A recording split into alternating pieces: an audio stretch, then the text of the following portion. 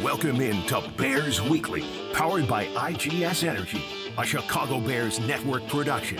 Bears Weekly is brought to you by Advocate Healthcare, Athletico Physical Therapy, CDW, Connie's Pizza, IGS Energy, and Miller Lite. Here are your hosts, Jeff Joniak, a.k.a. the Mayor of Bearsville, and his sidekick, Tom the Surfmaster Thayer. Well, in 2024, the NFC North had the best combined winning percentage in the NFL since 2002. It produced 3 playoff teams. Changes across the board have made the Bears a team to watch, a team on the rise with first-year head coach Ben Johnson. Knowledge is power, and Johnson has the knowledge of just what this division poses for the Bears in 2025. We're back with you on Bears Weekly, talking Bears football. Happy summer, everybody. This is a special edition of Bears Weekly on ESPN 1000 and the Chicago Bears Radio Network with Super Bowl winning Bears guard Tom Thayer. We're joined by former Bears quarterback Jim Miller from SiriusXM NFL Radio. I'm Jeff Joniak, and coming up in the program, we break down the entire division with the men who know the teams better than anybody. Minnesota Vikings radio analyst Pete Bercich, the voice of the Packers Wayne Larrivee, and former Lions great and the current radio analyst of the Lions, Lomas Brown. Dan Barilli, Jordan Tredup, Katie Fox, our producers, the executive producer of the Bears Radio Network, Eric Ostrowski, and in studio tonight, Justin Pottinger. It should be a fun show, boys. Tommy, a fun season ahead in the NFC North. Can't wait to hear how we break it down. Yeah, you hear a lot of positive things about this division for now a couple of years in a row, but there's a lot of things that have gone on in the offseason that have really complicated this division with coaching changes, personnel movements, and new guys coming aboard that there's uncertainty about, even though they were first-round picks. So it's going to be an exciting year inside this division, but you can't ignore the rest of the schedule. But when you just look at inside the division, it is going to be a fun year to watch. Last year, obviously, a lot of points were scored offensively. I believe it was the highest point differential of any division in the NFL. But, you come into this year, you've got the knowns. You know that Detroit, their roster's kind of set other than Frank Ragnow retiring. That was a surprise. Green Bay, they were a top 5 team, but their roster is set. Minnesota, they're defensively, they're known. Offensively, what will they look like with J.J. McCarthy? And to me, the Bears are the wild card. They're kind of the unknown right now, and what Ben Johnson is going to unveil. So it should be a pretty exciting year. Stronger in the trenches. We can say this about our own team. We give our own sneak peek preview here. Stronger in the trenches, both sides of the ball. A veteran defense with some new additions and some emerging talents. And offensively, Tommy, just with the lone addition of Ben Johnson as the play caller, play designer, his staff that he's put together, I say the Bears are already better before they even take the field offensively because of that man. Yeah, I agree. It's all going to be how it affects the play and the process of improvement by Caleb Williams, because we all know that if you have a head coach quarterback relationship that develops into some of the better relationships we've seen throughout the course of time in the NFL, you can probably turn that position around as quickly as any position in the NFL, especially when you're talking about the exterior assets that this team already has in place. But when you look at the quarterback position as a whole inside this division, who's the leader at the starting gate? Is it Green Bay because Jordan Love has been there a little bit with the same system? Is it the experience of Jared Goff? Is it a guy like Caleb Williams that has all those weapons I've talked about? Or is it J.J. McCarthy because he's been sitting there not having to play, but he's lived through meetings? So let's go to our resident quarterback and kind of get an answer to that. Jimbo. Well, I do think, to me, I would give the tip of the cap to Green Bay. They were top 5 offensively, and they were top 5 defensively, and pretty much everybody is returning. And really, their only question mark has been about Christian Watson on offense, the receiver, and why they went out and drafted Matthew Golden. They actually drafted a couple of receivers to really fill that hole and fill that void. So I do think Green Bay probably is probably the most talented team right now. Detroit has the experience that you just mentioned, but that whole staff, meaning the coaches, got annihilated. That's something to watch. And really for Minnesota, I think they've got a great roster, but it is the uncertainty about their young quarterback. And for Caleb, he's somewhat in a similar situation as J.J. McCarthy. J.J.'s been in the same system for 2 years. Now Caleb is learning a new system, but he has the experience of 1 year under his belt. I think the Bears have done a great job insulating him with a lot of experience around him, and that's where what Tom alluded to. That head coach, Ben Johnson, and Caleb Williams, their communication is going to be imperative, because I think Ben has been, there's kind of no wiggle room. It's, you're going to do and execute things my way and what I have called. And I think it's really up to Caleb and how he improves his play. I also feel the depth on the team is better. I feel special teams will be significant. There has been very little disruption there, and they have a rising bunch of young players that are core players that are still trying to find their way in terms of positional value and in terms of depth. So I think the kicking game is solid. Torrey Taylor's going to have a better year as a second-year punter. And then the division-wide, I keep bringing this up. I finally did the actual math. How many additions on the 3-deep depth chart as it stands right now before training camp? 27 trench players added in the division. 4 new centers that are starting, 2 second-round picks at tackle, a backup at left tackle, and Justin School, I think I just pronounced his name, in Minnesota. 5 new starting guards in the division.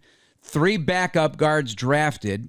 On the defensive side of the ball, 5 new defensive tackles, 7 defensive ends. That up to 27 trench players. That tells me, boys, it's time to ball up the fists, stop the run, pound the run, and get physical in all 3 phases. We're going to start breaking it all down with the pride of Providence, New Lenox High School and the University of Notre Dame, the Vikings radio analyst Pete Bercich, next on ESPN 1000 of the Bears Radio Network.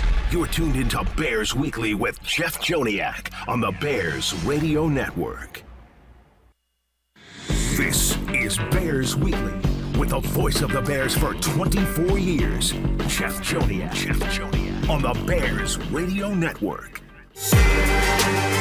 This segment of Bears Weekly is brought to you by IGS Energy, along with Tom Thayer and Jim Miller, Jeff Joniak. And now we begin our preview. The NFC North, we kick it off with our Hinsdale buddy, Providence New Lenox star, Notre Dame, Minnesota, former Vikings coach and an analyst on the radio broadcast, I believe since 2007, the one and only Pete Bercich. Give us a quick overview of just the highlights of what has been an interesting offseason for the Minnesota Vikings. Very active in the trenches, and of course we want to know about JJ. Yeah, absolutely. It seems the whole division has gone about revamping offensive line. That's the interior offensive line, defensive line. It is becoming very important, and we're all about JJ now. I mean, we had a year with Sam Darnold that I don't know if anybody, we all knew, a lot of us thought he'd play well, but I don't think anybody expected him to play as well as he did. But now you make the transition to JJ McCarthy, and that's how our season's going to go. So don't expect the 14 wins that we had last year or the 13 from a couple years before. It's going to be, I think, a little bit more up and down with the young guy at the helm. But hopefully our defense can continue. We were one of the top scoring defenses last year. That's going to absolutely have to continue. We're going to have to run the ball better. All those things, I think, help out a young quarterback. All right, let's talk about the real JJ in the room. And that's not Jeff Joniak. It's Justin Jefferson.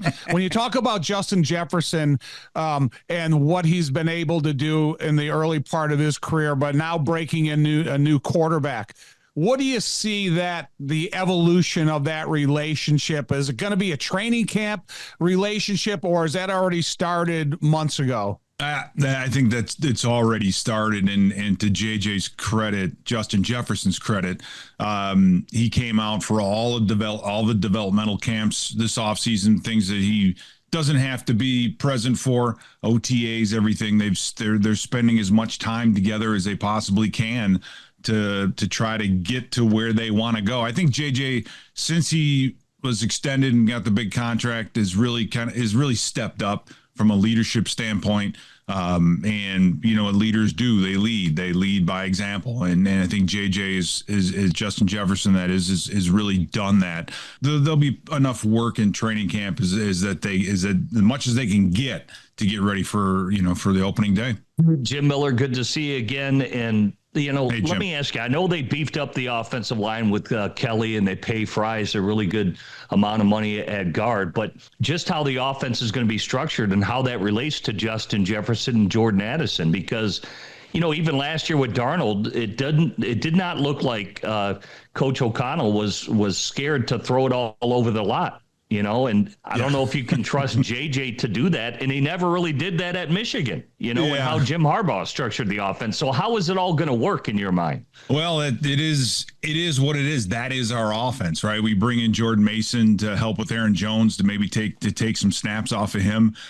Regardless of how well we run the football, we are going to be a throwing team, right? That's what Kevin O'Connell is. That's what our offense is. And that's what McCarthy is tasked with doing. So I don't see that changing at all. And again, that's kind of why I believe early in the season it's going to be a bit of a wait and see. This is a team that's going to need to be playing much better in November and December. So us playing right out of the gate, opening day, I think is the best time to be playing against JJ McCarthy. Get them early. You have a new offensive coordinator, defensive coordinator. The whole thing's going to be different, so it's going to be a tough environment for him to open up in Chicago in front of family and everything else. This offense is what it is, and that's a vertical passing game. Darnold was sacked 49 times. I think it was 50 times last year. I think that started to show, especially in the end of the season on the road in Detroit in the game where all the marbles were on the table. So hopefully guys like Kelly and Fries and maybe Donovan Jackson at left guard, we'll see how that left guard position falls out. But pass protection is going to be so important. JJ is a little bit more mobile than Darnold was. But you're right. He's not used to throwing the football 40 sometimes a game. And I don't think that's a key to success with a young quarterback, is to get him out there throwing the ball 40, 50 times a football game. So hopefully the running game will make up for that. But trust me, if that run pass ratio is 50-50, Coach O'Connell's going to want to, week in and week out, he's going to have to resist the urge to throw the football, because that's what he does. Vikings radio analyst Pete Bercich, our guest here on ESPN 1000 of the Bears Radio Network. So you got 2 weeks in Europe. The only other team to do that back-to-back, of course, has been Jacksonville. London and Dublin. What do you think the impact could be on this team? It's something that Jacksonville gets used to. This has not been done before. No, it hasn't. It's playing the Steelers on a neutral site, I think, is an advantage, period, right? And then playing Cleveland as the visiting team as well is also an advantage. Hopefully for the team, we'll be out in Watford or in the middle of nowhere somewhere. Hopefully that'll give the team some time to bond and spend some real time together, kind of away from everything. I think that's what you're hoping for. But when you look at our schedule, those 2 games are going to be very, very important. Those non-division road games, AFC, those are going to be the difference makers in standings this year, because this is going to be a tough division. I don't see a team run away with it this year. It's going to come down on the wire. But wins early, especially with the middle of our schedule and how difficult it gets with Baltimore and with Philadelphia and some of these other games that we're going to have, they're going to be extremely important. Hey, you guys signed a lot of guys up front on the defense. If you have a really successful defensive season, how long before Brian Flores starts getting mentioned as the next interdivision head coaching candidate? Especially if things go south in Green Bay, right? Brian Flores does more with less than any coordinator I've seen, especially with the Vikings.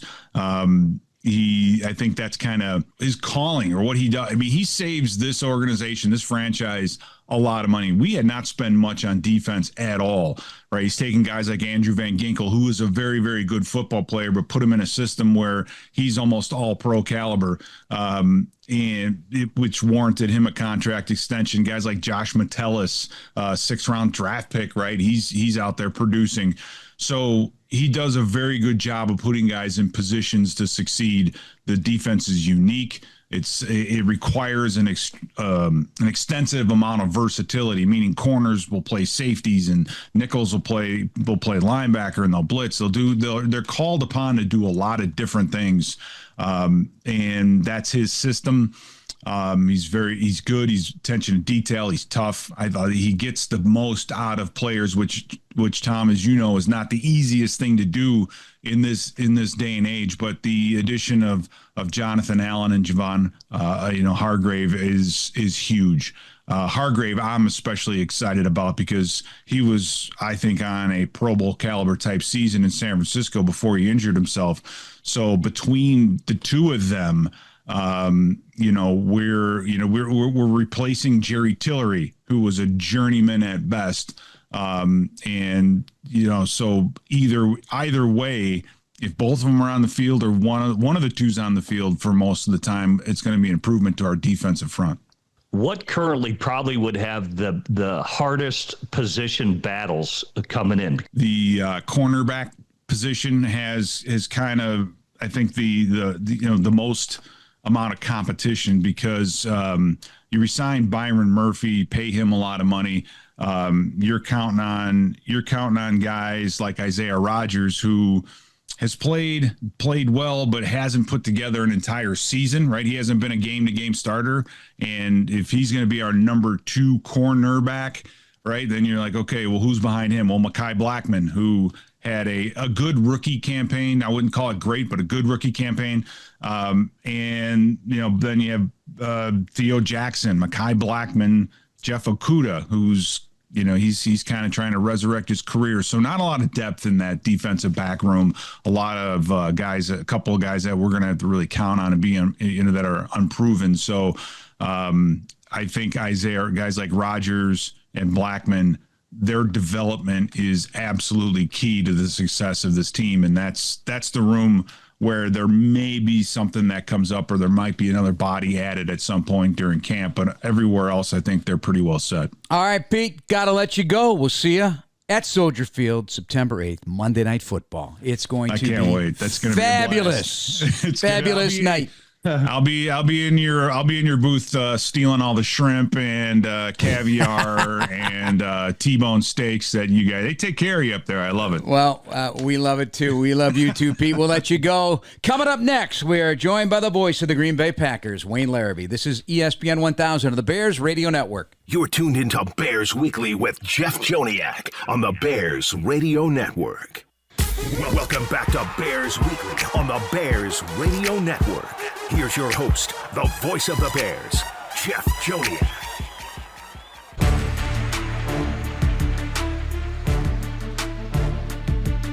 Welcome back to ESPN 1000 of the Bears Radio Network with Jeff and Tom and Jim Miller. Wayne Larrivee, the voice of the Green Bay Packers, joins us. Do I have this right? 7 years with the Chiefs, 14 years with the Bears, and this is your 27th season with the Green Bay Packers. If my math's right, that's 48 years. Wow. Unfortunately, that's right, which makes me old. So, what can I say? That's a fantastic run. True legendary status. Let's dig in. Youngest team in the league last couple years. What's the 50,000-foot overview of the Green Bay Packers as you get ready for training camp? Well, when they decided to part ways with Aaron Rodgers and that era ended, I honestly believe there was a 3-year process put together to kind of rebuild the roster, to move the club forward into a different era with Jordan Love at the controls. Now, that process is going into year 3. They've got a lot of good football players on this team. They have excellent depth, among the best in the NFL. But the question now becomes, how many of these young players over these past couple of years, the youngest team in the league, it's time for them now to step up to the next level. And that's the big question, because the improvement for this team is going to have to come from within. Hey, Wayne, when you talk about, they already had pieces in place when you talk about Jordan Love taking over for Aaron Rodgers. Do they have a piece in place to take over for Jair Alexander? Yeah, no, that's a good question, Tom.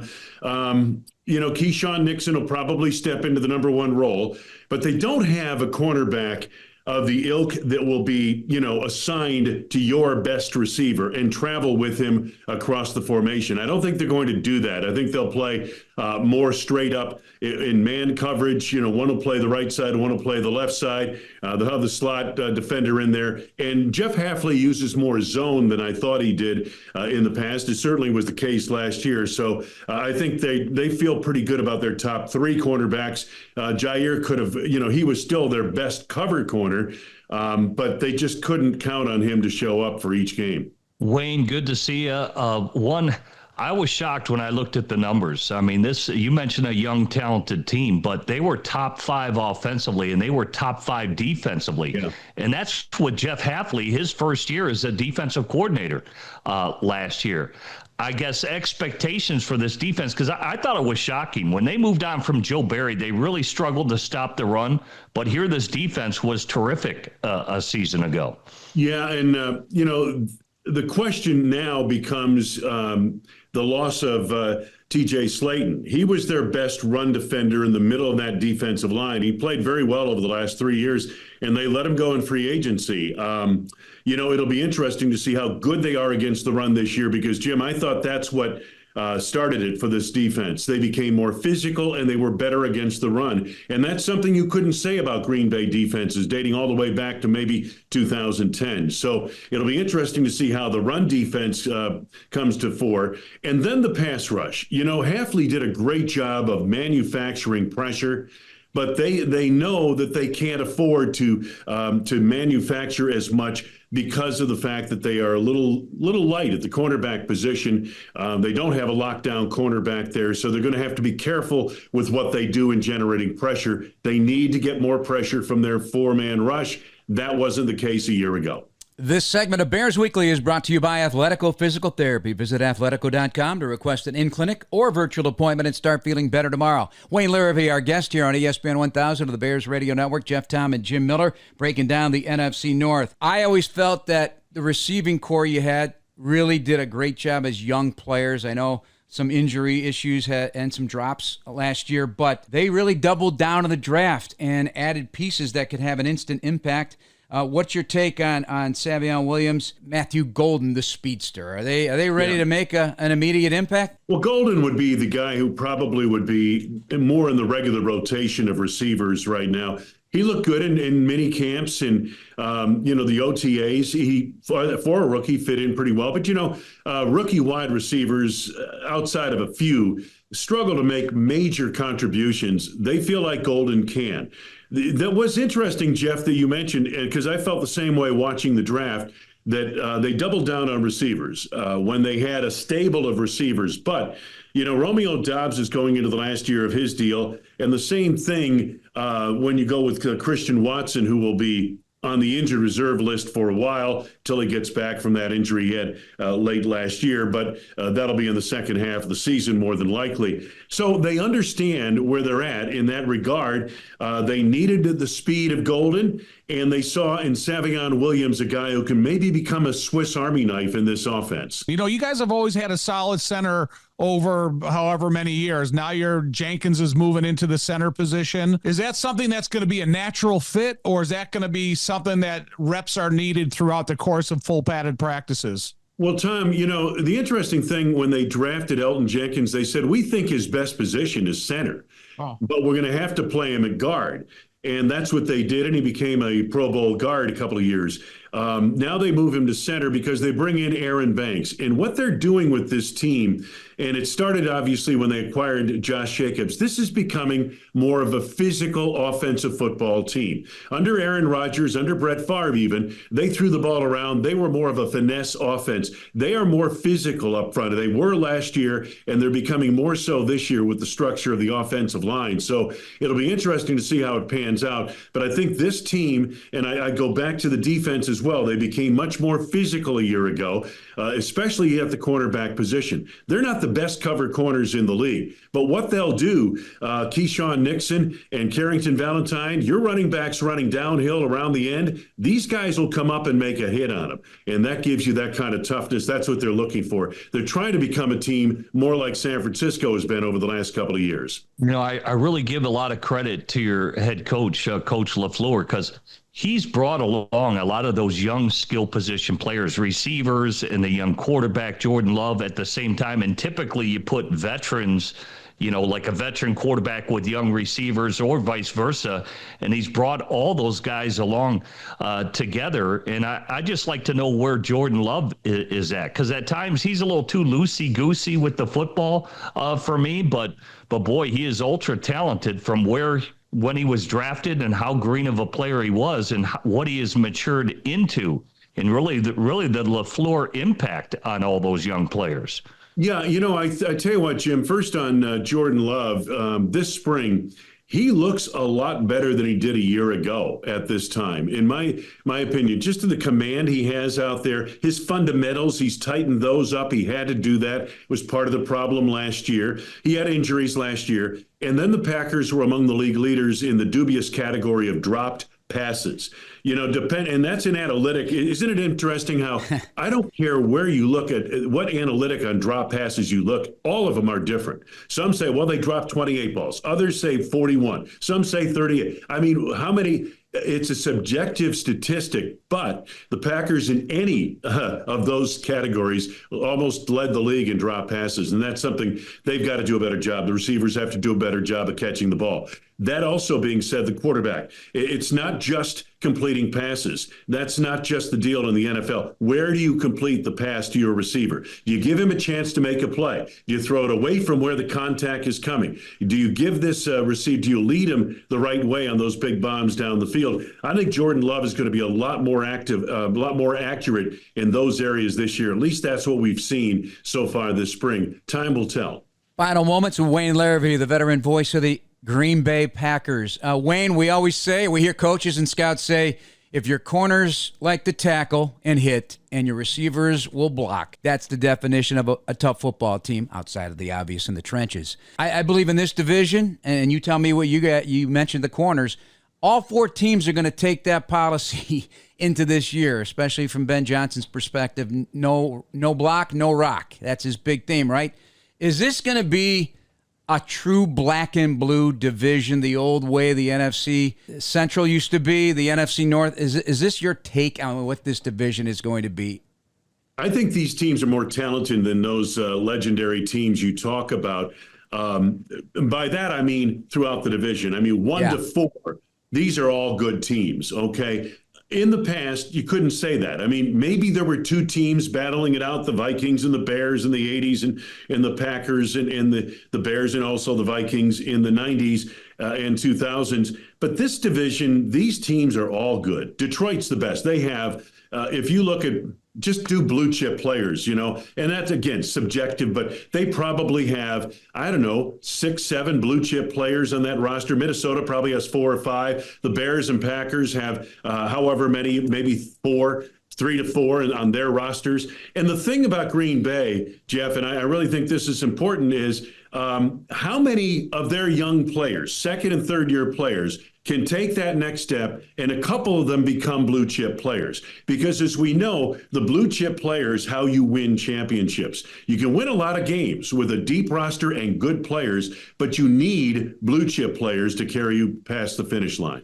All right, Wayne, thank you so much. Enjoy the balance of your summer. We will see you soon, buddy. Great being with you guys. We'll see you Thanks, along Wayne. the way. Thanks, Wayne. Coming up next, Lomas Brown, the outstanding former tackle of the Detroit Lions, their radio analyst, coming up on ESPN 1000 of the Bears Radio Network. You're listening to Bears Weekly on the Bears Radio Network.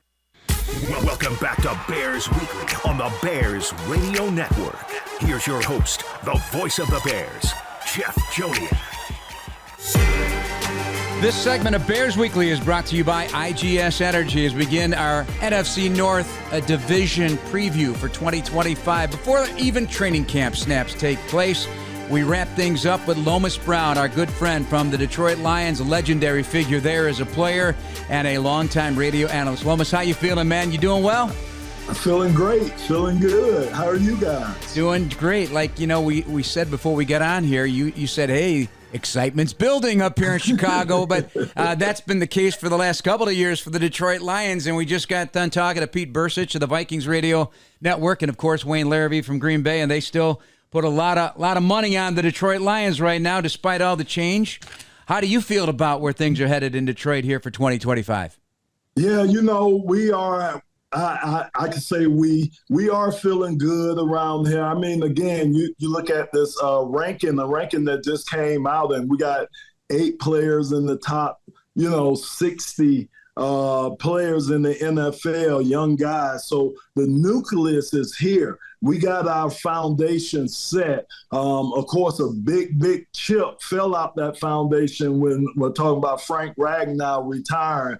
But for the most part, I think Dan, Brad, Holmes, I think they are all on the same wavelength when they talk about players, the type of players that they want to bring on this Detroit team, the type of players they want to bring into this Detroit Lion organization. You have to fit that mold. And they've been doing a great job of putting the guys in that direct mold that they need to fit into. Lomas, what about a Hutchinson update? He seems to be, and we know it's different when you have a 300-pound man pushing you in your chest trying to send you somewhere you don't want to go. But on air, everything seems to be good. He seems to be the old Aiden Hutchinson on air. So, again, we know once the battle starts, it's a different thing. But I think everything's going to be should be pretty well with him. I know Dan and them, they're going to ease him in there. That's just what they do regardless. So I know they're going to take the ease approach with him. But I think he's at the point. But regardless of how Aiden is, if we don't get somebody on that other end, I mean, it's like the guy's fighting with one arm behind his back. So we're going to definitely have to find somebody on the other end to complement Aiden Hutchinson. Yeah, in Lomas, I talked to Brad Holmes, your general manager. He said everybody was beating on him that they didn't draft an edge rusher. You got the health of your star player in question, and Zadarius Smith is begging to be re-signed. I mean, who's rushing the quarterback right now? I'm telling you, I don't understand that one. And look, Brad has built up so much equity here in Detroit. I'm not going to question him, but it has been a lot of questions as to why Zadarius isn't back in the fold already. A guy that seems to be committed to the Detroit Lions, a guy that wants to be here, so, and I think he could be valuable. Plus, even with him coming back, you're still going to have to look at somebody else or still looking to add some more depth to that position there. So, like I say, in Brad, we trust. Yep, he's done a great job for sure. Lomas Brown, by the way, is a Hall of Famer at the University of Florida, the College Football Hall of Fame, the Detroit Lions Hall of Fame, and the Michigan Sports Hall of Fame. He's been nominated for the Pro Football Hall of Fame. One day you're going to get there, my brother. You're going to get there. You got the mojo going on. Lomas Brown, our guest. All right, let's talk about the coaches. So you got a new offensive coordinator, obviously, in John Morton. Defensive coordinator Kelvin Shepherd. They're going to put their own wrinkle to it, I'm sure. But are we talking about staying as similar as possible? What should we expect? Yeah, the soothing thing or the most confident thing about this, especially on the offensive side of the ball, is that, when Ben Johnson was here, don't forget Dan Campbell took over the offense for the remainder of that year. We fired Anthony Lynn. Dan Campbell took over the offense and ran the offense for the rest of that year. Then Ben got promoted up.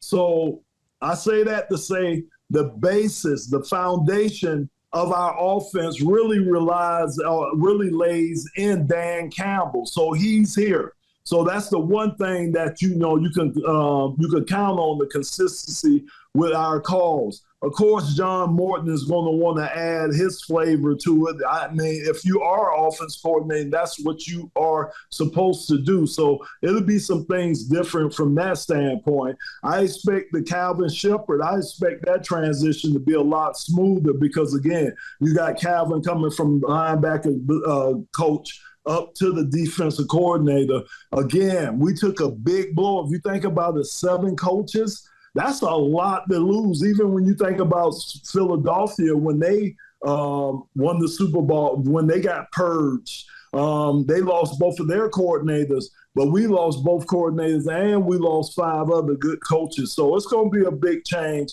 a lot of moving parts. But like I say, Dan, he'll get it done. Well, almost the second most important Campbell on your team, Jack Campbell, the middle linebacker. I was reading an article.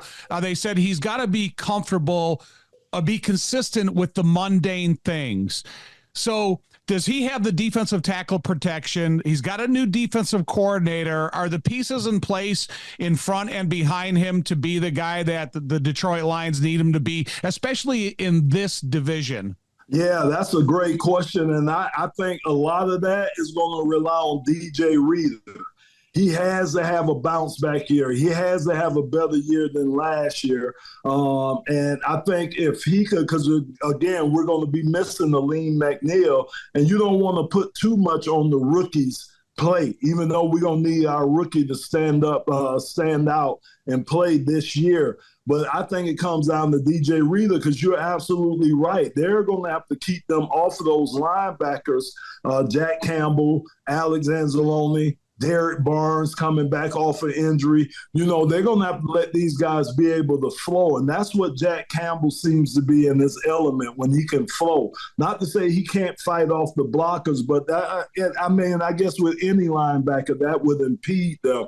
But again, he needs to be able to flow, especially when you're talking about the responsibilities that the Mike takes on in our defense with having to cover. A lot of coverages. And as we know, the most impressive thing to me is just kind of this influx of tight ends that are coming in the game. Just think about all the tight ends got drafted this year and how these guys are looking now. It seems to be kind of slanting towards the tight ends. You got to have that dominant tight end that can block, but it can also run like a wide receiver and catch like a wide receiver too. This is really a veteran team, other than the retirement of Frank Ragnow and maybe Tate Ratledge, the rookie, ends up getting some playing time.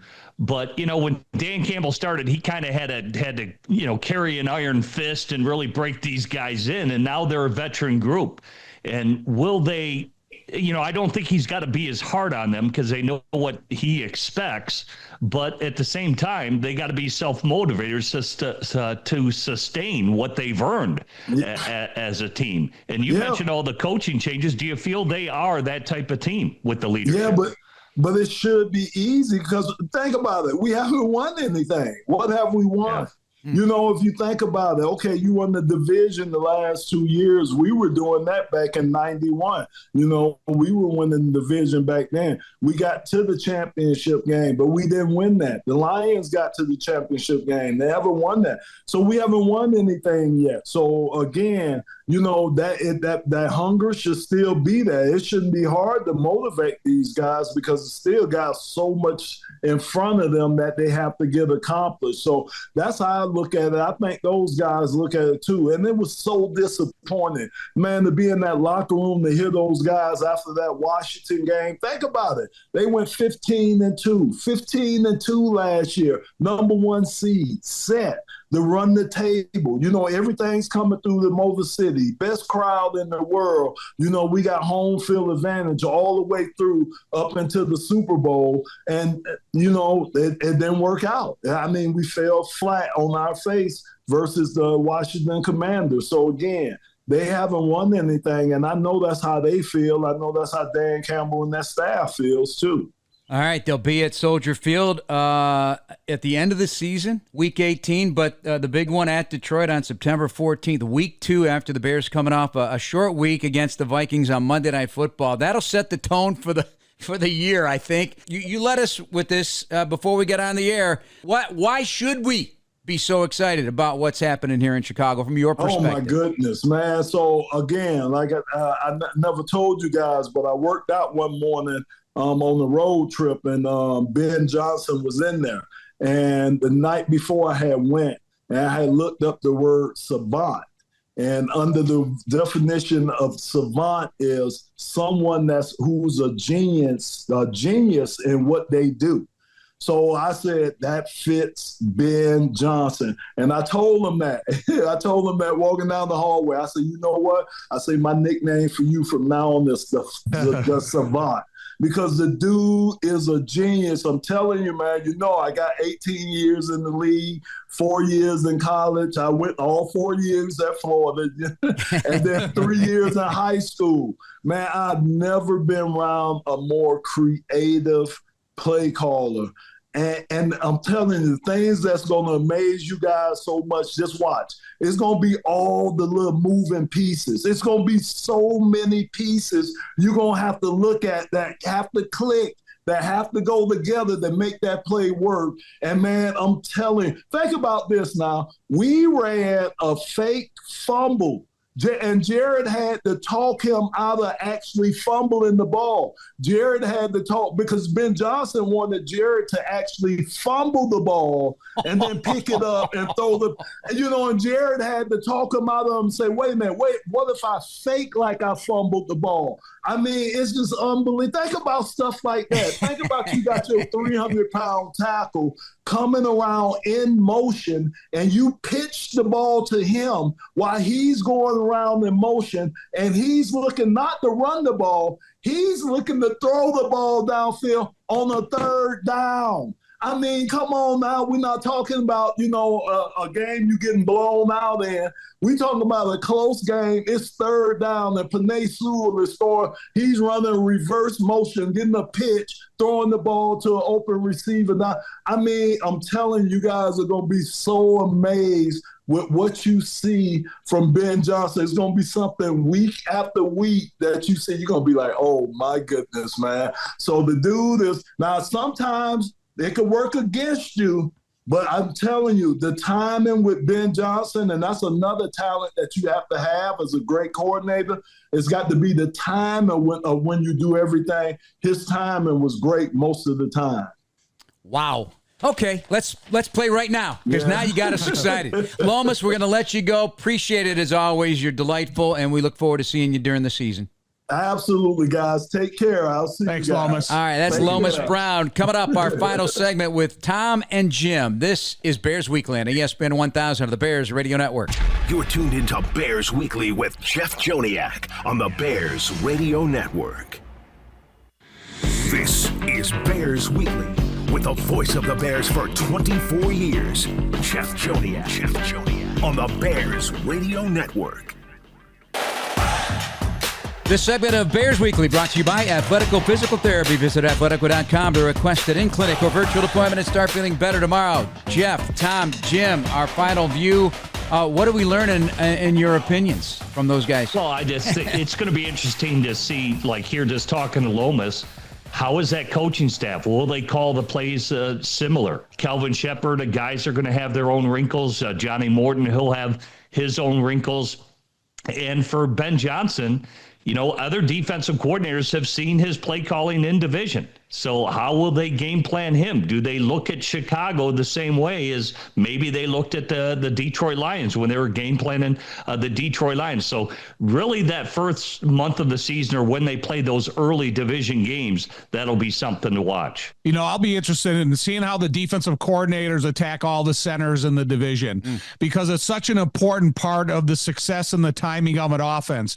And when you bring new guys aboard or you're playing guys for the first time and you're playing against the caliber of talent that they have in the NFL, you can really disrupt the flow of the offense if you make things super uncomfortable for a center who maybe within the first 4 or 5 weeks of the regular season is just learning his role inside the offense. So I know it's something that people around the league won't pay attention to, but I think it's something you got to pay attention to because the role and the relationship of center quarterback is unlike a lot of others. Yeah, 4 new centers in the division, 4 new starting centers. And then you got the defensive coordinator, Dennis Allen.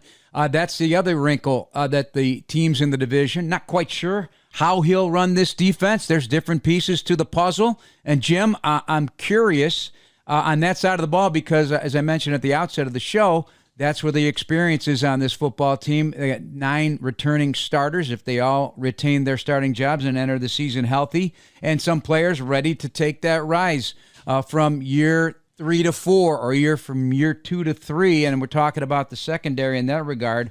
Do you believe any of these Bears players are ready to become blue chippers? Rome Odunze was drafted high for a reason. And I think that the same thinking is for Loveland. Loveland comes with a lot of credentials in catching the ball. Now, that's a lot to expect a rookie to make that jump, but Rome Odunze, I think, came highly regarded. So I think offensively, he's a guy that has to have a huge impact. And defensively, It's going to be interesting how it shakes out with Dennis Allen and how aggressive he has to be, because there's a lot that is under their belt that Dennis Allen has given them to be responsible for. I think a guy like TJ Edwards, I don't care what the other parameters are about blue chip linebackers. To me, TJ Edwards is that type of guy. And then if we can get a guy like Javon Dexter Sr. to take that next massive jump forward, and then he can start complimenting Grady and the rest of these guys, then here's a guy that's going to at least get his name on the list. So in the division, as a wrap up here,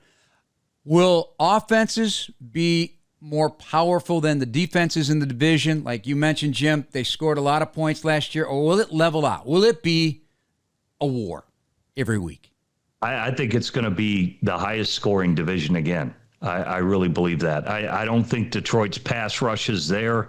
They're going to be trying to outscore everybody like they did last year. I think Green Bay can be a potent offense that can score a lot. And even with a young quarterback going on his second year, Minnesota has a lot of pieces to the puzzle. I mean, Jordan Jefferson, probably one of the best in the league. Their skill positions are second to none. And I've said it on the Bears airwaves here on ESPN.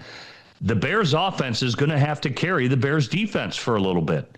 These guys need to get in scoring mode, because they are going to have to score points in order to keep up with the Joneses. You know, I think when you look at this division, if you can get an advantage at home, including Chicago, Detroit, Minnesota, and Green Bay, that's going to give you an opportunity to be, have that environment on your side early. I think Brian Flores at home is a difficult defensive coordinator. I think when you look at Detroit and what they developed as a home field advantage, it helps both sides of the ball. And I think that's what Chicago has to do starting week 1 against the Minnesota Vikings. If they come out and they have a high performing offense and a complementary defense, I think you're going to see that for the rest of the season, and it's going to be a factor inside Chicago, especially when you play against Detroit last week at home. I'll tell you right now, if you think about it, this has me so fired up. This division's insane. The skill positions, like Jimmy mentioned, if you really add them up, I'd like to compare it to the rest of the league's divisions and see, because I'll tell you, across the board, it's going to be very interesting to watch, and every single snap is going to matter. It all begins week 1 against the Vikings at Soldier Field in a division where the Bears host Monday Night Football at Detroit September 14th, Week 11 at Minnesota, Week 14 at Green Bay, home against the Packers 2 weeks later at Week 16, ending Week 18 at home against the Detroit Lions. That's going to do it for us. Thanks, everybody, for listening. The executive producer of the Bears Radio Network, Eric Ostrowski. Thanks to Dan Brody, Jordan Treadup, Katie Fox, and our producer, Justin Pottinger. For Tom Thayer, Jim Miller, and all our guests, I'm Jeff Joniak. This has been Bears Weekly on the radio home of the Chicago Bears, ESPN Chicago. Have a great night, everybody. Black and Abdallah are next. Thank you for listening to the Chicago Bears Network presentation of Bears Weekly, hosted by the mayor of Bearsville, Jeff Joniak, and Surfmaster Tom Thayer. Podcasts are available on the Chicago Bears official app, brought to you by Verizon and Apple Podcasts. Bears Weekly has been brought to you by Miller Lite.